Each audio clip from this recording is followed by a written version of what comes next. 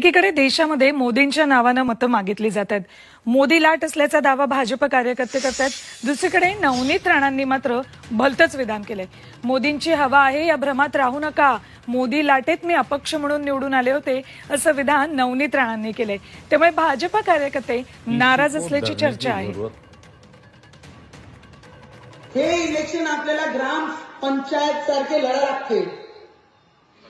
त्याच्यापेक्षा भारी पद्धतीने की 12 ते 8 पर्यंत आपला जेवढा मतदान आहे ते सगळं बूथवर गेलं पाहिजे आणि सगळं मतदान झालं पाहिजे. त्या पद्धतीने आपण काम केलं पाहिजे.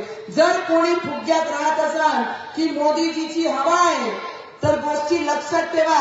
2019 मध्ये एक निर्दलीय एक इंडिपेंडंट खासदार निवडून आली होती.